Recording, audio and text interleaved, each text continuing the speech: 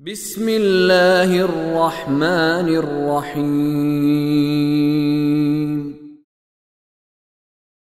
إن الذين يكفرون بالله ورسله ويريدون أن يفرقوا بين الله ورسله ويقولون نؤمن ببعض ونكفر ببعض ويريدون أن يتخذوا بين ذلك سبيلا أولئك هم الكافرون حقا وأعتدنا للكافرين عذابا مهينا۔ آیت نمبر 150 ان الذین یکفرون باللہ ورسلہ ویریدون ان یفرقوا بین اللہ ورسلہ، یقیناً وہ لوگ جو اللہ اور اس کے رسولوں کا کفر کرتے، انکار کرتے اور اللہ اور اس کے رسولوں کے درمیان تفریق، جدائی ڈالنا چاہتے۔ عرض کرتا ہوں کیا مطلب ہے۔ وَيَقُولُونَ، اور کیسے اللہ اور اس کے رسولوں میں جدائی ڈالتے ہیں؟ وَيَقُولُونَ، اور کہتے ہیں نُؤْمِنُ بِبَعْضٍ وَنَكْفُرُ بِبَعْضٍ، نُؤْمِنُ ہم ایمان لاتے ہیں، نَكْفُرُ ہم کفر کرتے ہیں، نہیں ایمان لاتے۔ ایمان کا اپوزٹ کفر یہاں پر۔ کچھ پر ہم ایمان لاتے ہیں اور کچھ پر ہم ایمان نہیں لاتے، کچھ کا کفر کرتے ہیں، انکار کرتے ہیں، کچھ رسولوں کو مانیں گے کچھ کو نہیں مانیں گے۔ وَيُرِيدُونَ أَن يَتَّخِذُوا بَيْنَ ذَلِكَ سَبِيلًا، یریدون ارادے سے ہوتا ہے، اور چاہتے یہ ہیں کہ اس کے درمیان سے راستہ نکالیں، ایمان اور کفر کے درمیان والا راستہ نکالنا چاہتے ہیں۔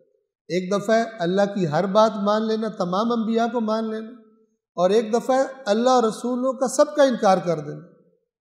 بیچ کا راستہ کیا ہے کہ کچھ پر ایمان لاتے ہیں، کچھ پر ایمان نہیں لاتے۔ خداوند عالم یعنی اپنی مرضی کرتے ہیں، اپنی مرضی کرتے ہیں۔ یہ اس کا پس منظر کیا ہے؟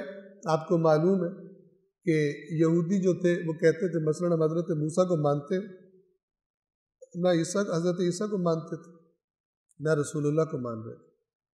اسی طرح مسیح کہتے تھے ہم تو موسیٰ کو مانتے ہیں، عیسیٰ کو مانتے ہیں، وہ بھی اللہ کے نبی تھے، ہم آپ کو نہیں مانتے، اللہ کو تو ہم مانتے ہیں۔ یہ جو اپنی مرضی کرنا، خدا چاہتا ہے کہ جب یہ پتہ چل جائے کہ یہ حکم اللہ کی طرف سے، یہ اسی خدا کا رسول ہے جس خدا کا حضرت عیسیٰ رسول تھا، حضرت موسیٰ اور ان سے پہلے کے انبیاء رسول تھے، جب یہ پتہ چل گیا پھر تم کیوں کہہ رہے ہو اس کو نہیں مانتے؟ بہت بڑی جسارت ہے۔ لہذا مسلمانوں سے کیا کہا گیا؟ قرآن میں چند جگہ پر تکرار ہوا، لا نفرق بین احد من رسل، ہم اس کے رسولوں میں سے کسی ایک میں بھی تفریق نہیں کرتے، کسی ایک کے بارے میں بھی نہیں کہتے کہ ہم اس پر ایمان نہیں رکھتے، ہم اللہ کے سب انبیاء پر ایمان رکھتے۔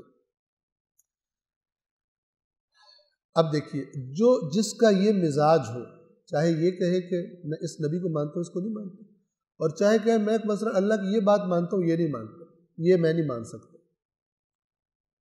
اس کے بارے میں سورۃ البقرہ میں آ چکا، افتؤمنون ببعض الکتاب وتکفرون ببعض، کیا تم کتاب کی بعض باتوں پر ایمان لاتے ہو اور بعض کا کفر کرتے ہو؟ وہ یہودی کفار کے ساتھ الائز، اتحادی بنے ہوئے تھے، اپنے جیسے یہودیوں کے خلاف جنگ کرتے تھے، مارتے تھے، گھروں سے نکال دیتے تھے، قتل بھی کرتے تھے۔ بعد میں جب قیدی بن کے آتے تھے تو اب ان کو دین یاد آ جاتا تھا، سارے دین کی خلاف ورزیاں کر کے، عہد توڑ کر، اللہ سے کیے ہوئے عہد توڑ کر، اینڈ پہ جب سارے دنیاوی مفادات اور اپنے کافر اتحادیوں کے اتحاد کے تقاضے پورے کر لیتے تھے، اب ان کو دین یاد آتا تھا، کہتے چلو اب آخرت کی بھی ذرا سوچ لو، اپنے بھائی یہودی ہیں، پیسے دے کے ان کو چھڑا لیتے ہیں، قید سے آزاد کروا لیتے ہیں۔ پہلے مارو، آج کل اس کا کیا شکل ہوتی ہے؟ پہلے مارو، پھر اس کے بعد چند ملین یا بلین ڈالر ان کو ایڈ میں دے دو، پہلے مارو، گھروں سے نکلواؤ، سارے ظلم کر لو، جب سارے تقاضے پورے ہو جائیں دنیا کے، اس کے بعد پھر کہو گے یہ تو مسلمان ہے، چلو ہم بھی ان کو ایڈ دے رہے۔ یہ وہی یہودی مزاجی ہے۔ اب یہ جو کچھ کو ماننا کچھ کو نہ ماننا ہے، دیکھیے خداوند عالم آیت نمبر 151 میں کیا فرما رہا ہے؟ اولئک ھم الکافرون حقا،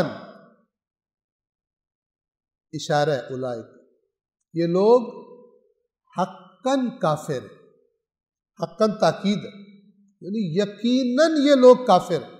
اگر کسی نے کافر دیکھنا ہو تو ان کو دیکھو،